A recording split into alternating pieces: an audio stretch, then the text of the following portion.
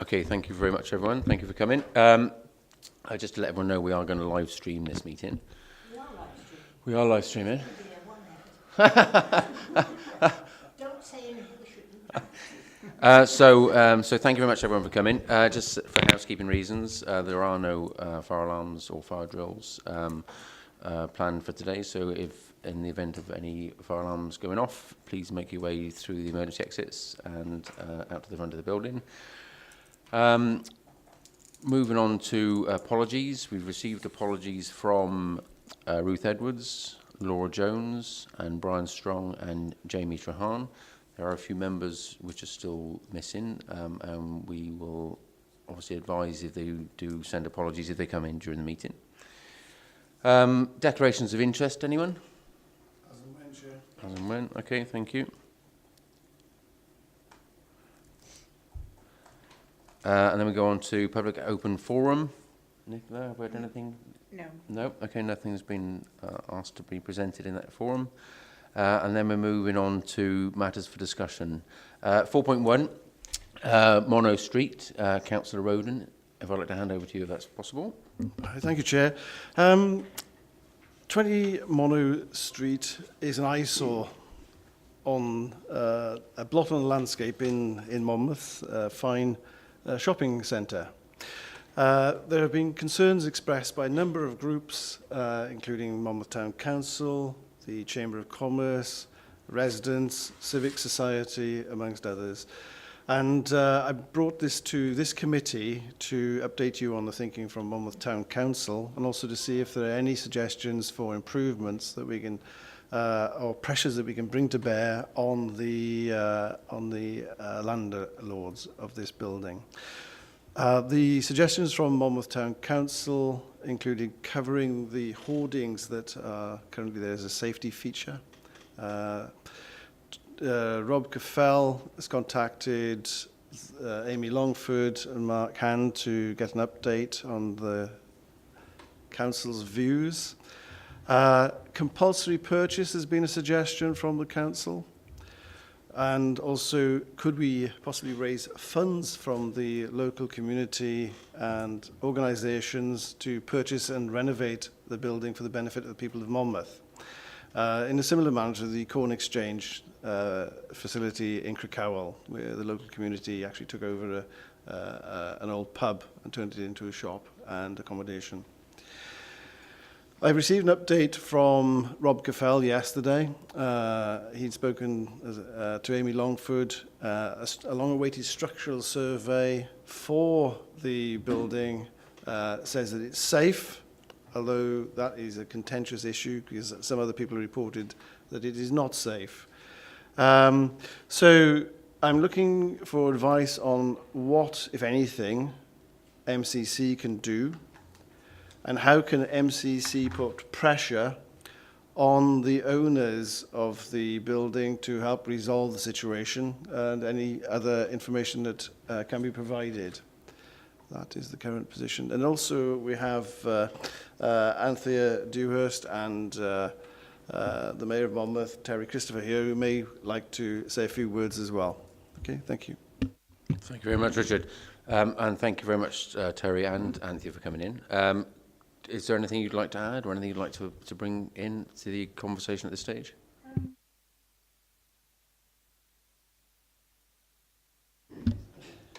Is that working? Yes. Thank you. We're both Monmouth Town Councillors and are on the planning committee as well, which met on Monday, where these concerns were reiterated. At that meeting, we were told that the building was likely to be deemed as structurally unsafe, certainly irreparable. So it's obviously a matter of discussion still. I'm glad to hear the newer news that maybe it is repairable. It is pretty disgraceful, I think, that it's been allowed to happen for whatever reasons. It's an appalling sight. There are pigeons flying in and out and have been for years. But now that the ground floor is unsafe and empty and just boarded, hoardings put around it, it does look terrible and just adds to the sort of slightly sad state of the high street, like many other towns.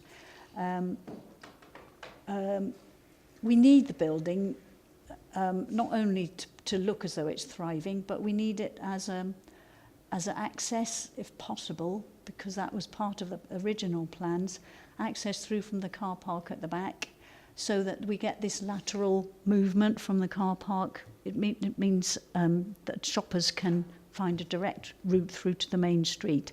And although that's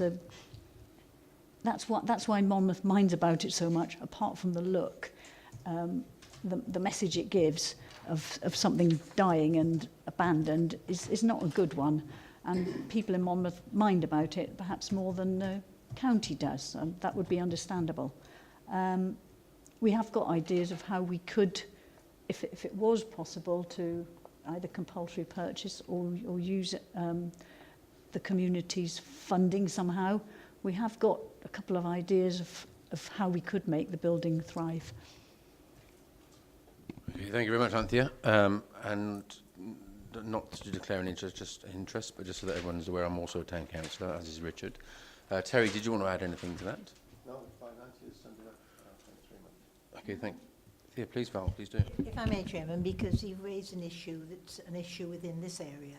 Within Usk, there are 2 listed buildings desperately in need of attention that have been in a state of disrepair, to put it mildly, for years and years. Private ownership. Also, if you travel down this road, you come to a semi-derelict pub that we seem to have done nothing about. But I appreciate the constraints on the council when the purchasing of properties, where's the money, the use, but certainly issues that want to be raised. I'm so glad you've raised them from Monmouth, because the Usk ones have been ongoing for years. Can't remember the names of the roads, I always get confused in Usk. So you've got 3 buildings within a very close area that are giving concern. I don't know how the council is going to tackle it. 2 of them are listed buildings. One of them isn't a listed building. Private ownership. What powers have we actually got? Are we doing enough? Working through charitable status, can we sort of ensure those buildings are passed perhaps to trusts which renovate and then pass on, sell on? I don't know, but it's an issue that's around, and thank you for raising it, and thank you to Councillor Roden. Thank you very much, Val. And from my part, I know the building quite well. I can also understand the issues that the property owner would have versus the sort of council position if the council were to step in and compulsory purchase that property. It might be that they're going through some refinance, and this, but evidently there's a discussion that needs to be had with the owner of the building before anything else can really take place, I guess, because it would be unfair for us to sort of step in and be presumptuous that we can do something outside of the legal framework that's already in place. There is a thing called a Section 215 notice, which allows the council to demand that parcels of land, typically is where those section notices are used, which forces the hand of the owner to bring that up to a certain standard, which I would have thought would be appropriate for certainly in Mono Street. I'm not so sure about the Usk situation, but certainly where it is in Mono Street, it definitely would be, I would have thought. I've picked up on everyone's points, what people have said. I'm also very familiar with the Corn Exchange in Crickhowell and understand that the way that was structured and was involved to a degree with that structure. So I'm quite familiar with the background story there, and also the niggles that took place and the ongoing niggles which continue to take place. So it's not as clean cut as probably people thought at the very beginning of that process. Might it be appropriate for me, because this has come to this committee, might it be appropriate for me to strike up a conversation with the planning team, because evidently whatever action needs to be taken, it needs to be driven by the planning team. So we strike up a conversation with the planning team, and on a one-to-one basis, we sort of find out what it is that they think we could do. We'll find out what the baseline is to see what is happening. Then we'll find out what we need, what we could be doing. And if I could report back to the committee the actions that, or if there are any actions to be taken at the back end of that meeting. Val? Yeah, if I can, I'm digging back in my mind now, folks, because There's a fantastic example of work that was undertaken. A building that the council must have compulsorily purchased at, I think it's Coitabella, which is a few miles down the road from Usk. Superb work. Went to a trust called the Spitalfields, who renovated, and then it was sold on to recoup the funds. But it's a wonderful example of renovation and action taken by Monmouthshire County Council. And now I'm digging in my mind further, Chairman. I think it's Mathen, where again the council has taken the initiative, purchased the property, and work is ongoing there again, both listed buildings. So we're not completely actionless in Monmouth, but it seems it's the money all the time. So 2 examples there.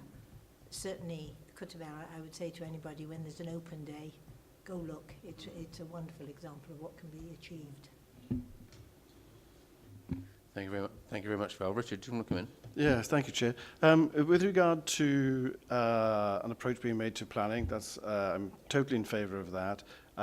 In terms of reporting back, the next meeting of this committee is when? I believe it's sometime about September. So is it possible to have some feedback prior to that? Because it seems quite a long gap, and it would be beneficial to the town council to have an understanding what can be done and what the intention of MCC is to do in the shorter term, if possible. Thank you.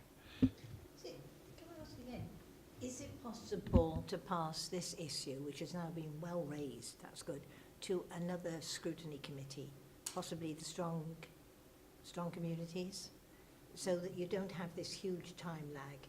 Raise here at the local level, and then passing to a scrutiny committee, which will then determine where it goes and perhaps ensure that some action actually takes place. Thank you, Val, for that. I think that going back to Richard's first point is that I am more than happy to come back and report back to Monmouthshire Town Council Planning Committee the findings of from Monmouth Town Council to the outcome of any discussion that I've had with the planning team. So as chair of this committee, I can do that, and I will continue that through. And Likewise to the other committee. that would Other community council in West Town. so that would certainly bring it forward in that regard, Richard, for that one. And then, Val, would it be possible if those other issues you could put those down in an email to me, and I'll mention those at the same time, certainly to the planning team, and I'll find out. Aware of them. Yeah, okay, and then just so I've got the notes ready, so I'm a bit brief. So I'm briefed on the Monmouth issue because it's present in everyone's mind, but just so I'm aware there's other issues as well in the wider context. And then I'll take it forward, and then on this occasion I'll take it forward and I'll report back to wherever you think, Val, on the back end of on the back of yours. Yeah.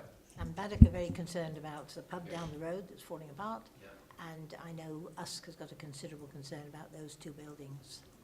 Okay, well, it'd be my pleasure to report back to those individual committees. But then, just in the wider discussion regarding where we should be taking issues ahead of meetings, or whichever way, I'll have a discussion with Nicola afterwards to see how we can best facilitate that process. Because I agree with you, Richard, that waiting 3 months between each and every meeting, the outcomes might sometimes drive towards having something delivered more sooner than every 3 months. So we'll have that discussion. I'll have a discussion and I'll copy everyone back into the email with the sort of outcomes or where we're going with that. Okay? Okay, thank you, Chair. Okay. Does anyone else have any other comments or questions regarding this issue before I move on? No, the urgency is obviously apparent. Yeah, thank you.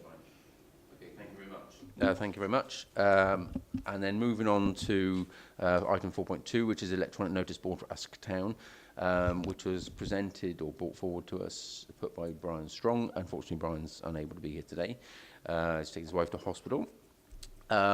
But he has said that, he's left a short note, and he has said that the Usk Town Council are very much in favour of having a digital notice board. There's one in Abergavenny. They like the idea, and they've done some background work on it.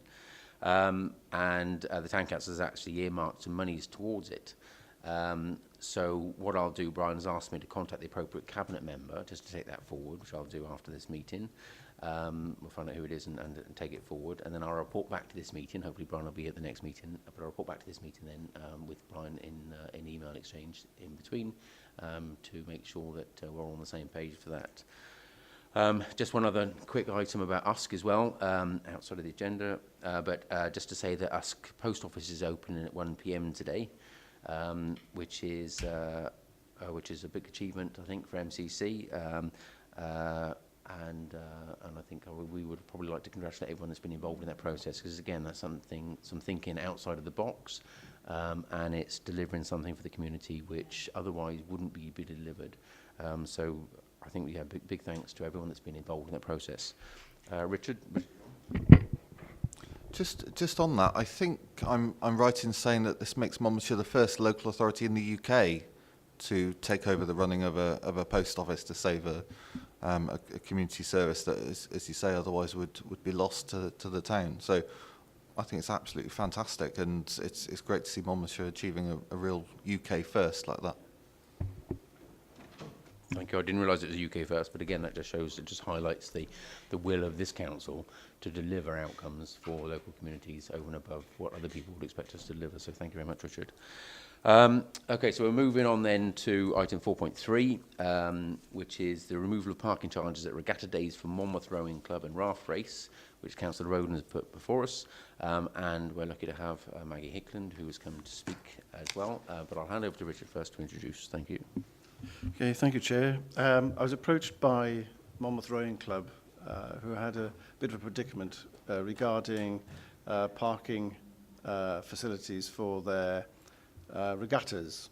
They have 3 major regattas which bring in a large number of people into Monmouth each year, and they are typical of rowing clubs. They have very large trailers that need to be parked, and the only way that they can do this is to utilize the public car parking space, which they've done for many years in the past. Now we've changed the system at that place, which might cause them some severe problems, and this is an opportunity to air those issues and possibly drive a rapid solution, because the first regatta of the season is coming up at the end of this month.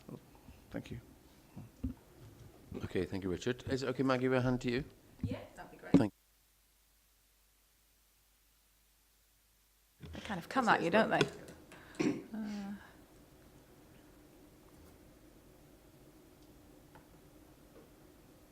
Sorry, I don't seem to be able to get full screen. Okay, from the beginning. Let me try that. Okay. Yeah, I thought hopefully it won't keep you too long, but the idea of the presentation is just to give you a little bit of background about the rowing club and hopefully convince you it's generally a good thing, and explain why we particularly need a resolution. As I say, we have an event coming up at the end of May, which makes it quite urgent that we have some solution. This is a bit of history about the rowing club. We do run from age 10 through to 80s. The main rowing club, the Monmouth Rowing Club, operates the main building, and then we obviously have the Haberdashers Boys' School across the river. The girls' school shares part of our building at the back, but they have their own smaller boathouse. And the sort of main youth users of our building would be the Monmouth Comprehensive School Boat Club. I don't know if any of you are at all familiar with rowing, but obviously it's a great piece of river. So we have a lot of youngsters from the 3 schools who row regularly. And what's interesting about, I think, about the comprehensive school, and I have no interest here because my daughter's not there, but it's the only state rowing school, we think, in Wales. And they have a team there that have achieved, enormous things, really. Last year they had 7 of their students competing for Wales, and some of them have gone on to do very, very well. The current, Oxford Brookes team has, a lot of ex-Monmouth students there. And basically, the rowing club, hopefully it gets youngsters involved, and it also allows older people to carry on rowing really much later than other sports, because you can keep going as long as somebody else is available sometimes to winch you in and out of the boat at the at the end of the session. It's a great sort of continuing exercise, and we do have you know, for example, we have one lady member, and I rowed the Thames, the boat race course with her this year, and she's 75, and you know, that's not that unusual. And there was a male crew this year. We took 4 8s down to London in March, and one of those crews was band F. I think they're colloquially known. The age groups go in 5-year categories. So F is the average is 65 to 70, but either side of that, then there were quite a lot of people, informally known as the effing 8, obviously. But, yeah, so that's what we do, and the events we hold every year. Just to give you some background on the events, basically rowing is one of those sports where you can do it at all sorts of levels, from you know, very informally, where it's a nice sunny afternoon and you just want to have a paddle up the river. But for most people, it's useful to have events because they provide a goal and something to train for, and something that brings a crew together. So everybody needs these events, and it's part of our responsibility really, because we have a great stretch of the river. So we hold these events, and we've held them for, I mean, we have members still involved who've been running them for 50 years now, some of our older members. And people really look forward to coming to Monmouth. I'm not involved in the sort of technical running of the regatta. I do more of the catering side at the moment when it comes to the regatta. But the actual racing is run beautifully by a very experienced committee. And people love to come back. And you know, they love visiting Monmouth, and that's what we think. It has a wider effect for the town, you know, because people come and visit, they come and watch the rowing, and then they go and wander around town, or they stay over, or they use it, particularly the May Regatta and the bank holiday. They will use it as part of a holiday in the area. So it's really win-win, because the sort of people who are rowing are also going to be interested in all of the other outdoor activities we can offer in this area. And they're particularly important for our local youngsters, and even people like me who've come to competing quite late. Competing at home is a useful thing to be able to do in any sport. And for the youngsters, the first event they do will always be one of the Monmouth events, because they kind of know the river, and it's just a bit less frightening than going to some other far-flung club. And it's also just part of we go to other people's events, and it's important that we can kind of put these on. And it's on a busy day, it's about 1,000 people a day are coming to the town, or to the events. And so we try to, when we're organising it, we try to spend locally in terms of suppliers and food and the other services we do. This is, I'll put on there's another photograph which gives a better picture, but this is just to give the sort of overall picture. We do own the couple of fields which you can see in the top right corner of the club. And then as you come down, at the bottom left of the picture is Mono Bridge, and, the Y Bridge. And the club is the building, well, it's marked there as the club, sort of almost in the middle of the picture at the moment.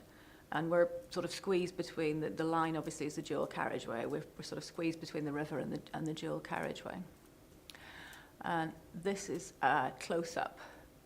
And you can see there the rowing club steps are basically where some of the boats are launched. Typically they're launched from there, and they go up the river, and we row down because we can't row through the bridge. So all of the rowing happens upstream of the bridge. And we typically row sort of 2.5 kilometres upstream. So we typically launch boats where it says rowing club steps, and then they go up to the start, come back down, and the town steps, which are just slightly lower down and almost in the car park area, are where the boats are taken off the water.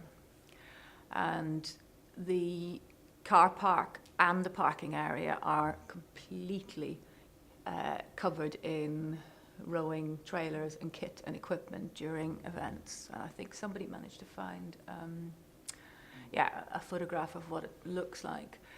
And part of the reason we need to use the car park, and we need the car park exclusively, is that we will have, I'm guessing, but maybe it will vary, but there could be 40 or 60 clubs arriving, and they will all obviously come with a trailer because everybody brings their own boats. The 8s, for example, are 19 meters long, and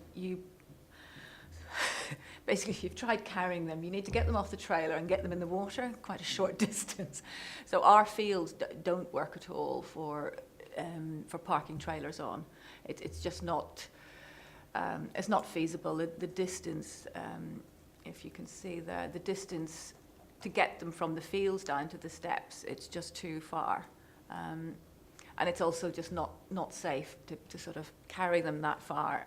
So typically what we do is we take over, and what we have done for years, is we take over the whole car park. We have some of the volunteers will do parking marshalling in the morning, and they'll be at the entrance to the tunnel, and they'll stop non-regatta people coming through.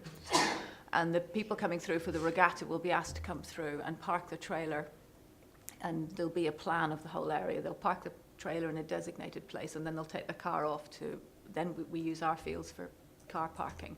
They'll take the car off, and then that trailer is used to, because the boats have to be rigged, they have to be put together for the race, and all the other equipment is in the trailer, so everything has to happen quite close to the water. So the boats will be put together and then carried down, and the trailer area is also the sort of base for the visiting crews for the day. So it really, it's kind of almost impossible to think how it can happen without having that space, basically, because you would then be asking people to walk every time they were bringing a set of blades or any equipment, or they forget a screwdriver. It's all kind of quite a long distance away. So we really, and I think you can see there, we didn't have that weather last year, unfortunately. It was dreadful. We had to stop racing because for a thunderstorm halfway through.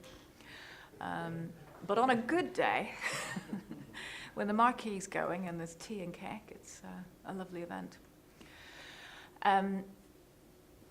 So I think you can see that I try not to sort of repeat what's on the slides, but basically for our events, we need to use the entirety of the car park and that area.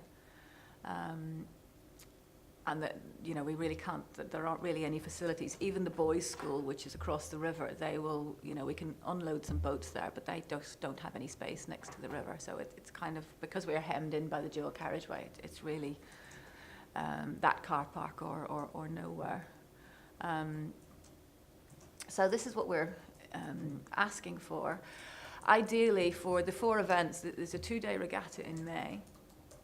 And then we have an autumn head in September, which is a 1-day event, and a winter head in December, which is also a 1-day event. And typically, crews coming from a long distance away. I mean, we sometimes have people from Scotland, York. We occasionally have overseas visitors. We have Dutch clubs on occasion. They will obviously typically come the night before. So we need to be able to put their trailers in the car park the evening before. So, you know, if normal, at least in the car park in the middle of town, I think pay parking finishes at 5. So if whatever point it finishes, we would like to be able to say, okay, now can we please have that space? And then typically overnight visitors would come and they park their trailer, and then they go and take their car somewhere else and camp or stay in town or whatever they're planning to do. You know, people sometimes will go, and when we go to events, we'll park the trailer at the club, and then we'll go and stay in a hotel or go and have a dinner, that sort of thing. So it's that day, and then obviously for the period of the events. And I've put there the dates we have this year. And I've also mentioned, but it's more of a placeholder. I don't know if you're familiar with, but the Rotary Club Monmouth Raft Race is obviously an enormous event in September every year.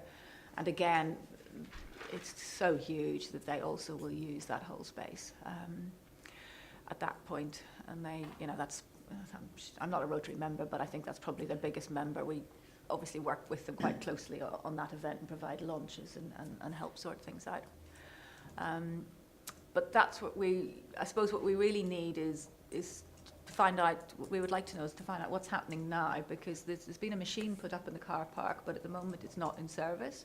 And really the reason for coming here today is that we're worried that somehow it'll just suddenly be launched into life without warning. And our next event is only in 3-4 weeks away. So we would like this is an ongoing arrangement, and to know what is happening in terms of the parking fees. When will they be introduced? Okay. I don't know whether it's, because obviously there's some trees have been cut down now, and I don't know whether the car parking discussion has sort of become part of the road widening scheme, or whether the parking has been left over because the comp you know, is still being finished off, and we've had a lot of the contractors in there for the last year, so that's what we'd like to ask you to consider. Peggy, thank you very much. Very, very informative and very thorough presentation, so thank you very much for that. I'll throw it open to the floor first of all. Councillor Terry Christopher. Thank you, Chair. I better declare an interest here, because I'll be wearing two hats, one as the Monmouth Town Councillor and also as a member of the Monmouth Rotary Club. First thing is, the Town Council's Environmental Affairs Committee have actually written a letter of support of the rowing club's request to suspend the car parking charges for these particular days, also along with the Monmouth Rotary Club. Because as Maggie just outlined, there is a major problem with unloading canoes and rafts in the case of the Monmouth Rotary Club actually accessing the river, and this particular area where the car park is vital to the success of both the regatta and the raft race.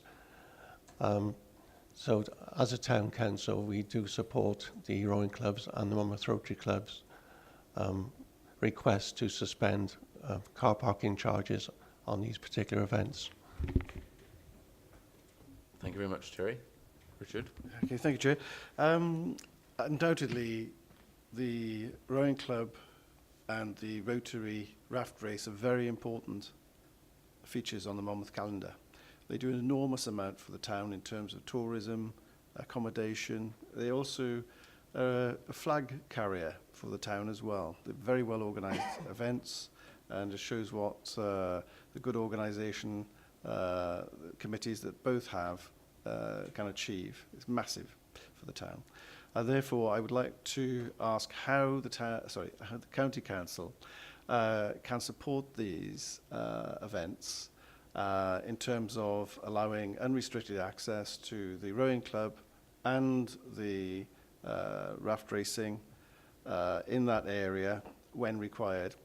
In the past, it's always been done by an arrangement whereby the rowing club or the raft race committee have said to people at the mouth of the tunnel, please don't park here today because it's being used for a raft race, and people have said that's fine. So there's never any complaints from the town folk. They understand the importance of this to the area. I would like that, in effect, to be officially notified, and the suspension of any fees as well. The raft race is a great charity fundraiser. I don't think the county council would like to be seen imposing fees on them through parking charges. The rowing club is also a charity, and I think that we'd also support them because this is their major fundraisers. Not only do they support the development of rowing in Monmouth, but they're also given equipment to other clubs that are starting up in other parts of Wales. There's a Swansea club that they've given a massive amount of support to. It's fantastic exercise for all ages, and I think that we should support it as a council. Okay, thank you. Yes, I listened with interest because queuing patiently to go over the bridge, over the Mono Bridge the other day, became aware of the two fields. It's interesting that you've made this presentation today because I actually thought, I wonder who those fields belong to. So now you've clarified that for me. Yeah. aware of proposed. No, I've listened with interest because I need to look at the proposals for parking for Monmouth. I've got a reasonable idea of what's what, but when it comes to specific whatevers, but listening to your arguments, whatever, I think the benefits far exceed, for Monmouthshire, far exceed the income we would receive from car parking, the goodwill, the tourism, yeah. So to me, it would seem a very sensible proposal. My sailing's been with other different boats, but you do have a lot of clutter that's associated with the events. The trailers, they're here, they're there, it's higgledy-piggledy, and it makes sense. So I think you've made a very good case for having an exemption from charges on those days. I'll look at the plan when I go home, what we've proposed. Thank you very much, Phil. Councillor Richard John. Thank you. Can I thank you for that presentation? That was really interesting, and you covered every angle of there on the issue, really. I think it's fantastic that as a town, Monmouth can host these events, and as you say, it's not just beneficial for the prestige of the town, but for local hotels, local restaurants, the shops. We want people to be able to come to Monmouth and hopefully have a great experience and come back. Just on the car parks, which car parks specifically are we talking about? Just so it's clear in my mind. Sorry, can I go back to the might be Yeah. back to the photograph? So it's not. You see where it says the parking area there. The other area is just grass, and obviously we use the grassy area for trailers. I think somebody has discovered it's not a big parking area. I think it's only 40 car spaces. And in fact, I think normally trailers wouldn't be permitted there. So that's probably another reason why we need an exemption or some sort of special treatment. So it's just, as you're queuing, if you're queuing at the bridge to go to Lidl, for example, to turn left, it's just there on your left. So the bridge is at the bottom of this picture.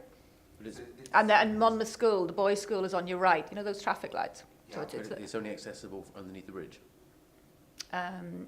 Yes. Underneath the underpass. It's the only car parking you're talking about is the piece that's accessible underneath the underpass? Yes, sorry, you go through the tunnel down to the water, yeah. Yeah. Okay, so we're not talking about any of the car parks the other side of the A40? Oh, no, in town, this little piece, this piece, yeah. Right, okay. Yeah, it's not, there's another grassy area that was proposed, I think, for a car park on the other side of the A40, but this is only just on the riverside, just that small piece. Right, okay. I mean, I think a lot of people maybe don't, if you're not going to the rowing club, or for the last 2 years, if you haven't been a contractor working on the redevelopment of the comprehensive school, you might not have known there was even a car park there. Right, It's just okay. sort of opposite the Monmouth Rowing Club, the ramp steps. Okay. I'm really keen that as an authority we do what we can to support big events like this, because they're so good for the county and for the local economy. I suppose, and I don't expect anyone to be able to answer this today, but I wonder if perhaps we could find out what is the income from that car park. I don't know what the daily or hourly At charge. the moment, it's never been charged before, but there's now a machine has been put up. At the moment, there is no income. Right, okay, so we're not talking about a loss, we're talking about if there is an income Yeah. in future, A we want machine an has been exemption. installed, but it's not operational yet, is what we understood, is what we understand. We can see there's a machine there, but it simply says, sorry, not in use at the moment. Right, okay. So I think it's being brought in, but as I say, I don't know if it's become, because that area is also part of the grassy area and a little bit of the car park as well, probably, is going to be used with the road widening scheme. So I Yes, don't know, of course. I'm speculating whether it's being left in abeyance because of that, but because we see okay. the machine there, we wanted to try and get some clarity before something else happens. But traditionally, no, we haven't had to pay to go down there because it's really only used by, mostly by rowers, walkers, people launching canoes.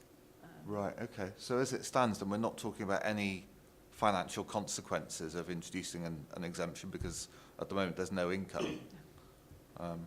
Okay, I think then perhaps some strong representations could be made on that, and I'd be very supportive of that. Okay, brilliant. Thank you very much, Richard. And again, just picking up on the comments my thoughts are exactly the same. Obviously, the counter-argument will be, when we go back to Cabinet and ask for this to be considered, will be the ever-increasing requirement for us to look for fees and hunt for fees, to sort of to glut the hole that we've got from the shortcomings from the Welsh Government for funding for the council. So that's the direction why the council would have gone down that path at the very beginning. Yeah. Notwithstanding, obviously, what Richard's just picked up on is that historically this hasn't been a place that has been charged, and so I suspect there is the piece of work that says how much the income would be on that, because someone would have had to do that piece of work in order to come to the conclusion that it's worth putting a machine there. I think we would probably put a machine anywhere we could, actually, to be honest, with you, looking for fees, if they can get away with it, as on a sort of But I think- flippant perspective. But I think that also your position is that I'd be very surprised if you didn't have existing rights, because you've always used it in such circumstances. But whether you have or haven't, I think with those could certainly come into the argument. But whether you have or haven't, I agree with every member in the committee so far, and representations made by Monmouth Town Council and Terry, that we should do everything we can to support you. And with that in mind, and understanding the time pressure in regards to you having an event coming up quite soon, and the last thing you want is that machine turned on the day before your event comes live.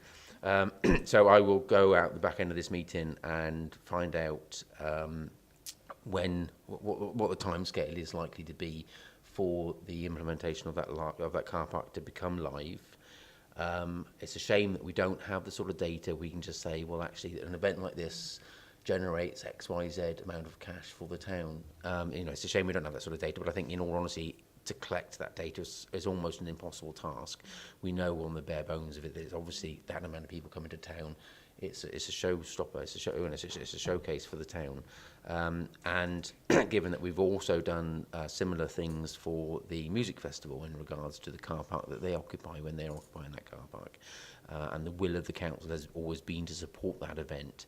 And so from my point of view, there's a sort of a precedence that's already been set as far as we're concerned as MCC.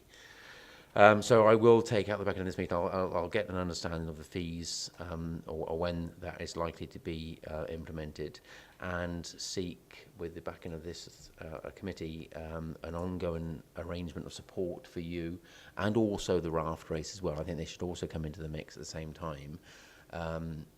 That you do on those event days have that area of car parking given over to you without charges. Under the same sort of, I guess there will be some sort of arrangement that needs to take place to make sure that it's being managed properly, obviously for you and also the raft race, and the raft race aren't present at the moment, but the premise needs to be the same. But on that sort of basis, I'd be more than happy to support that with full vigour, as Richard has said, and we'll argue that case back to Cabinet. But in the very first instance, I will find out what the live date is of that car park, so that you're aware of where that is. And come back to you and report back to you as soon as we can. Richard, do you just want to pick up on any comments? Thank you, Matt. This must generate at least £25,000 for Monmouth at every event. If you think there's 1,000 people there, £25 a head would be nothing in the scale of people staying over and all the rest of it. So that's important. I think that the urgency has to be emphasised. You recognise that. When do you think you can actually get an answer back for the rowing club? Because if they don't get an answer, if they don't know what's happening, it could be rather chaotic in a few weeks' time. Thanks.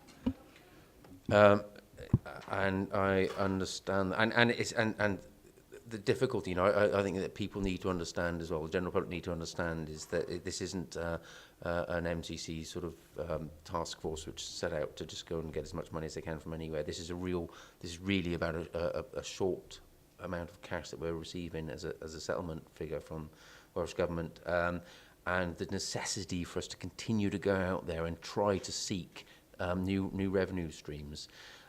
So the argument will be, when we take it forward to Cabinet, I'm guessing, or back to the authority officers, would be that despite it generating possibly £25,000 in revenue for the town, as the town that goes to the town coffers or the town people's coffers, as opposed to the county council's coffers, and they're balancing their budget here with the county council's money generating schemes that they come up with. And so that's the argument, just to bring that balance back into the perspective of this, where we are today. But going back to your question in a specific point, I will leave this meeting today now and walk across the corridor and ask those questions and come back to you as fast as I can. Yeah, just on the question of the numbers, I think from what someone else on the committee on the rowing club committee had managed to find out was that this space is only enough for 40 cars, and it's probably going to shrink because of the road widening works. But even I think it's anticipated that it's 40 cars, and it's £1.10 a day. So as Councillor Rodden has said, that compared to absolutely. 4 days a year, the loss of revenue of car parking. Yeah. And I also don't know whether it's anticipated there would be parking charges there on a Sunday, because obviously 3 of the 4 days are Sundays. So it's going to be a very modest reduction in revenue, if anything, really. Yeah.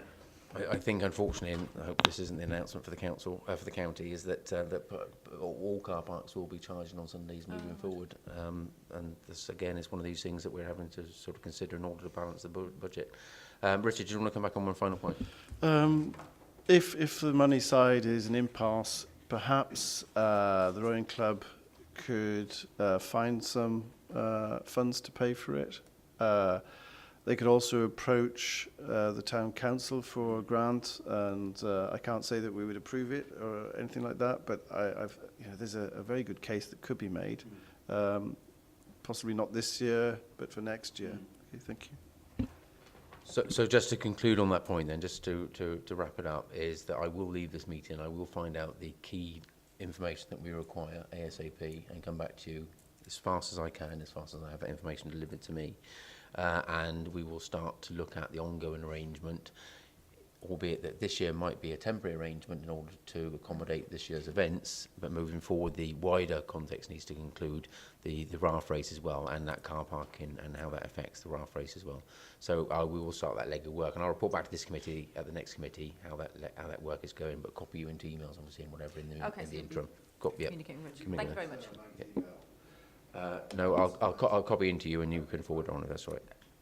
So thank you very much. Thank you very much. Thank you very much, Maggie, for coming in and bringing that forward to us. Moving on to, does anyone else have any other comments on that? Just quickly before I close off. Okay. Moving on to item number 5, ward matters. Councillor Roden. Thank you, Chair. Matt. 2 things. Just want some advice, if possible. Not so long ago, I witnessed an overturned car in the Buckholt. It had probably gone up onto the bank to try and avoid something coming in the other direction.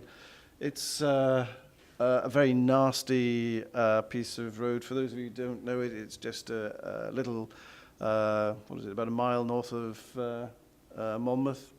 And it's a very twisty, narrow road. It's an A road, main route from Monmouth to Hereford for light traffic. It's dangerous, without a doubt. Currently, there's a variety of speed limits on that road. There's also quite a large number of signs, some of them possibly inappropriate. Local residents have approached me and would like to have another look at the speed limits in the area. They would like 20. I don't think that's feasible, but maybe 30. So I'd like to know how I get the Monmouthshire speed management assessment process started. That's with MCC. I just would like to know who the officer is that is most appropriate. Thank you. That would be Paul Keeble. He deals with all the speed management. So shall I'll come back to you. So go on, Nick. I'll hand to you, Nick. Yeah, so I would contact Paul Keeble and Graham Kinsella. We did, thank you, Richard. And we did, obviously, we had Paul come in and very kindly we gave him a list as long as your arm about all the sort of issues that we wanted him to consider. And that's definitely one that we could bring on to that. I've got 2 sons and both of them are crashes in the Buckholt. One of them was an overturned car. I hope it wasn't that overturned car. I don't always get to hear what goes on. But no, it's a road. I mean, it has been reducing speed down to 40, which has obviously eliminated a lot of the issues. And as it's the road that carries on through and then traverses into Herefordshire, I think that's always historically has been where the sort of some of the sticking points been on that bit of road. But they obviously are residents, your ward residents that live in there within the Belcourt itself. So we shall, as a committee, write to Graham Kinsella and ask him maybe to come back to the next meeting, and we can introduce that point to him, Richard, and we can also ask him for an update. Paul Keeble and Graham Kinsella, and we'll ask him for an update on the list of stuff that we gave him. I can send it to him as an action from this meeting. Is that okay? Yeah. Yeah, we're brilliant if we can then. But I think we'd like to invite him back to the next committee if we can, just to see where he is with that list. I think we prioritised a few issues, wasn't it? But it'd just be nice to have an update to see where we are. If that's okay. Is that okay, Richard? Thank you, Chair. That'd be perfect. Anyone else? Val, any ward issues? Strange enough, Councillor Roden's raised something that's always on our list. We do have a speed management strategy now, didn't we? It was adopted, but it's never been scrutinised, which I always thought was a bit regrettable. The other issues in my ward, the derelict pub, obviously the speed of traffic, the state of the infrastructure, and ongoing issues, general maintenance, and but certainly for all my time as an elected member, speed and the state of the roads have been an issue. So there's a lot. Okay, thank you, Val. So I'm going to pick up obviously the point about the derelict buildings in town and the derelict pub on the back of your email that you sent to me regarding those points. Okay, yeah, I know the pub. I do. I haven't drunk there, nor my boys, hopefully. And again, we'll bring forward the points on the road and the traffic at the next meeting, just to really sort of needle out those traffic management points with Paul in the room, because obviously he can give us those direct answers and it's direct from the horse's mouth. Then, if that's okay. Yeah, okay, Richard. Thanks, Matt. Just dawned on me, there's a new LDP coming along. Is there a restriction on fast food outlets near schools? Yes. There is already. Thank you very much. We can. So typically you'll have a restriction on the number of fast food outlets in retail protection zones. Protection zone. So in the high street, you'd only allow a set number of fast food outlets. But fast food outlets themselves have their own use class, and therefore, within the planning process, you can restrict the areas that they do come into play. So there is the ability within the planning process to stop those, but nevertheless it would still need to go through the planning process in order to prevent it. So any representations would really need to be made to the planning authority into the LDP if that was a policy position that we should adopt.